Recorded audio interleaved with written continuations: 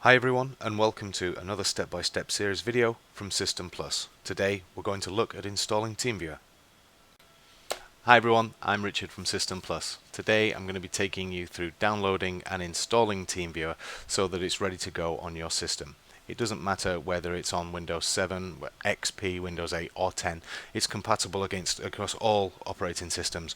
Once installed, you'll be able to accept incoming remote requests from a support technician, or if you like, you can use it to connect to your computer, let's say at work or from work at home. Brilliant remote tool, completely free for home use.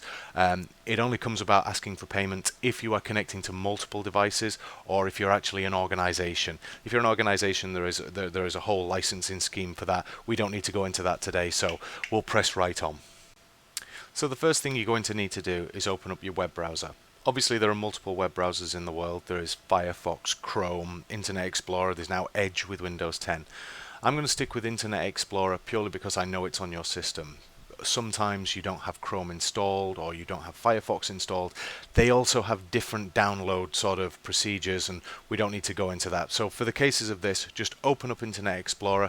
Obviously that's located by the blue E. You can find that on your start menu or on your taskbar.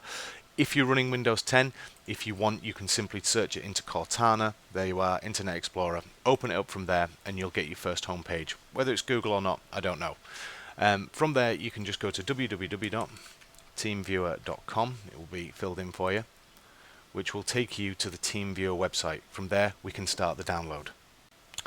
Now, back to what I said earlier. Depending on which browser you're doing this on will depend how this actually downloads. If you run Chrome, the download system is shown here in the bottom left, as in it will download to the download folder and then just allow you to click an icon which will then start the setup. If you're in Firefox, chances are it will just automatically download again to the downloads folder, and then up here it will tell you that it's downloaded in the top right.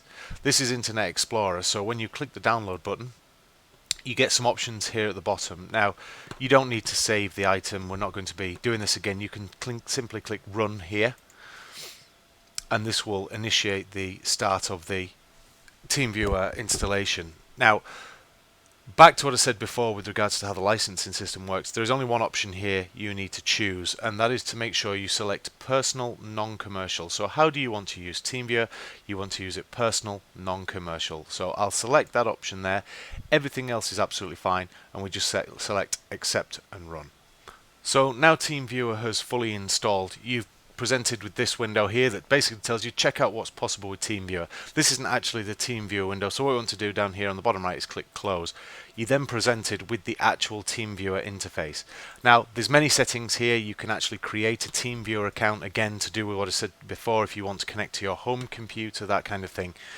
For the purposes of using TeamViewer as allowing connections, as in you need support from a technician, it's these group of numbers here, your ID number, which is kind of your TeamViewer telephone number, and your password. Now this password recycles every time that you start TeamViewer, so you don't need to worry about things like security or someone coming in. It will recycle every time, so you're completely secure.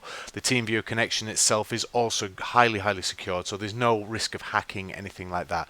So once on, you can then give those numbers to your support technician. They'll be able to dial into your machine and help you in whatever way you need. And that's it basically. You're good to go with TeamViewer.